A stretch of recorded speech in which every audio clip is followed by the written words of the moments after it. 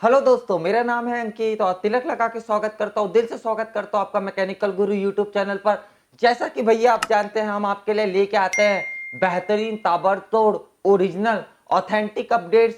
आज की बेहतरीन अपडेट आ रही है इसरो की तरफ से, आईसीआरबी की तरफ से साइंटिस्ट इंजीनियर का ऑफिशियल नोटिफिकेशन जारी किया गया है। बिना दरवाजा खिड़की के, विदाउट गेट, अगर आपका सिलेक्शन होता है परमानेंट सरकारी नौकरी लगेगी इसरो में, जहां आपको 56,100 प्लस टीए डीए एचआरए मिल जाने का है। आप एक से ज्यादा पोस्ट के लिए भी अप्लाई कर सकते हैं, लेकिन अलग अलग यानी कि सेपरेटली आपको अप्लाई करना पड़ेगा। और दोस्तों, अगर आप फाइनल ईयर में हैं तो आपके लिए बहुत ही बढ़िया सुनहरा मौका है। फाइनल ईयर में अगर अभी आप हैं, आप एलिजिबल है, आप इसके लिए बिल्कुल अप्लाई कर सकते हैं। तो हम डिटेल में इसके पूरे नोटिफिकेशन के बारे में बात करने वाले हैं। क्या है एलिजिबिलिटी क्राइटेरिया, क्या है सिलेक्शन प्रोसीजर, हर एक इंपॉर्टेंट पॉइंट, हर एक इंपॉर्टेंट डिटेल। आप बस आखिरी तक बने रहिएगा अपने भाई के साथ। मेरा नाम है अंकित, आप देख रहे हैं मैकेनिकल गुरु। चलिए करते हैं इस वीडियो को शुरू।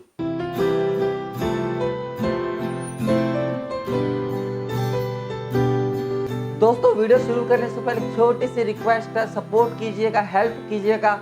वीडियो में 1000 लाइक्स जरूर कीजिएगा यार। इसरो में साइंटिस्ट इंजीनियर की वैकेंसी बहुत समय बाद निकली है मेरे भाई, और वीडियो को जरूर शेयर कीजिएगा अपने उस फ्रेंड के साथ जिसके साथ आप ये एग्जाम देना चाहते हैं।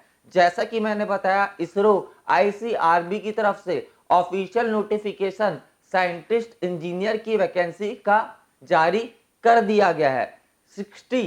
60 से ज्यादा वैकेंसी है, टोटल 65 पोस्ट यहाँ पर निकली हुई है। फ्रेशर्स आप ऑल ओवर इंडिया से अप्लाई कर सकते हैं। विदाउट गेट है, रिटन एग्जाम होने का है, इंटरव्यू होने का है। आप चाहें तो एक से ज्यादा पोस्ट के लिए भी अप्लाई कर सकते हैं, लेकिन सेपरेटली आपको अप्लाई करना पड़ेगा। सिलेक्शन होता है, परमानेंट सरकारी नौकरी लगेगी, जहां 56,100 प्लस टीए डीए एचआरए आपको मिल जाने का है। ये इंपॉर्टेंट पॉइंट्स मैंने आपको पहले ही बता दिए। अब चलते हैं सीधे हम ऑफिशियल नोटिफिकेशन की तरफ, जो अभी आप स्क्रीन पर देख सकते हैं। दोस्तों, यहाँ पे जितनी भी वैकेंसी निकली हुई है वो ग्रुप ए की वैकेंसी है। जितनी भी वैकेंसी है ग्रुप ए की वैकेंसी है, साइंटिस्ट इंजीनियर की वैकेंसी है।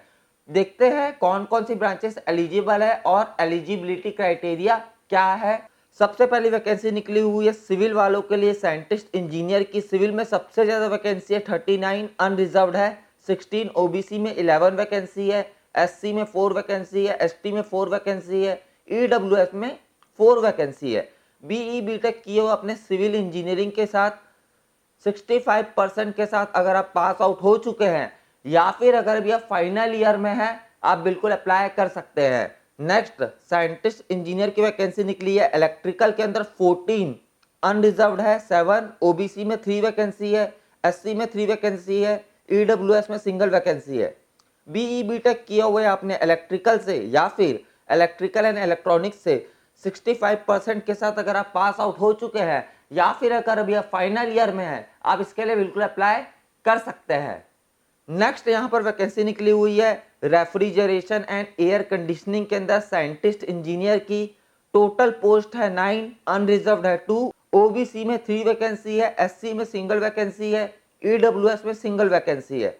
बीई बीटेक किया हो आपने मैकेनिकल इंजीनियरिंग में, और आप जब मैकेनिकल इंजीनियरिंग की पढ़ाई कर रहे थे उस समय आप रेफ्रिजरेशन एंड एयर कंडीशनिंग यानी कि आरएसी की पढ़ाई की है, या फिर आपने मैकेनिकल इंजीनियरिंग में as a core subject RAC पढ़ा है, तो आप इसके लिए बिल्कुल अप्लाई कर सकते हैं।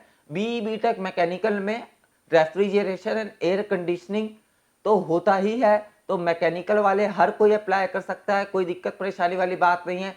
65% के साथ अगर आप पास आउट हो चुके हैं या फिर फाइनल ईयर में आप हैं, तो अगर आप मैकेनिकल में हैं, आरएसी एज इलेक्टिव सब्जेक्ट पढ़े हैं, या फिर आरएसी कोर सब्जेक्ट था आपके मैकेनिकल इंजीनियरिंग के कोर्स में, आप इसके लिए अप्लाई कर सकते हैं।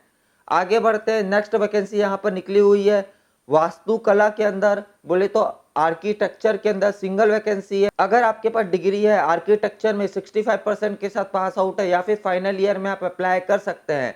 इसके बाद फिर से सिविल वालों के लिए वैकेंसी PRL के अंदर निकली हुई है, सिंगल वैकेंसी है जो कि अनरिजर्व में है। BE.BTech सिविल अप्लाई कर सकता है। और लास्ट में आर्किटेक्चर में ही PRL के अंदर वैकेंसी निकली हुई है, सिंगल वैकेंसी है, अनरिजर्व में है। BE.BTech किया हो आपने आर्किटेक्चर में 65% के साथ, आप इसके लिए बिल्कुल अप्लाई कर सकते हैं।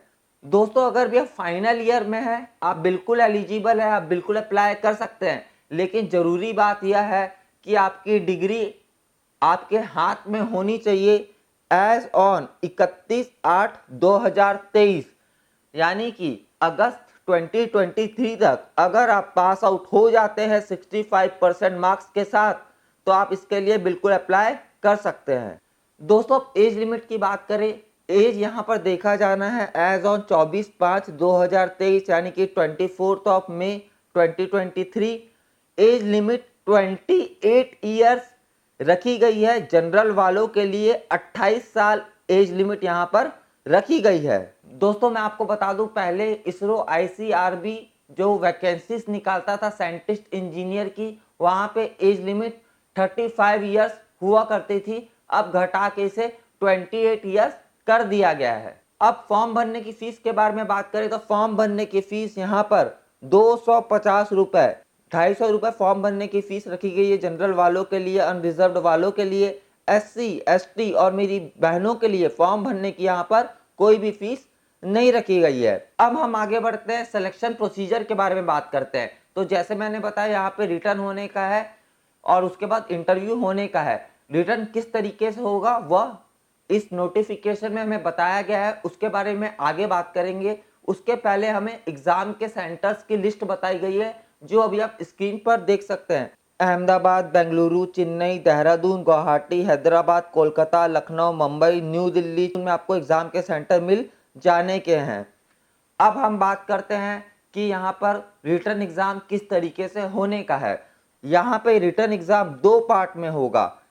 फर्स्ट पार्ट में पूरी तरीके से टेक्निकल क्वेश्चंस आपसे पूछे जाएंगे। 120 मिनट्स, 120 मिनट का आपको समय मिलेगा, यानी कि 2 घंटे का आपको समय मिलेगा। जो फर्स्ट पार्ट होगा जिसमें आपके ब्रांच से रिलेटेड, अगर आप मैकेनिकल वाले हैं तो मैकेनिकल के क्वेश्चंस आपसे पूछे जाएंगे। 80 क्वेश्चंस आपसे पूछे जाएंगे, हर एक क्वेश्चन 1 नंबर का रहेगा, यानी कि 80 मार्क्स का ये पेपर होने वाला है और यहाँ पर नेगेटिव मार्किंग भी होगी। तो रिटर्न का है यह पार्ट ए और रिटर्न में होगा पार्ट बी।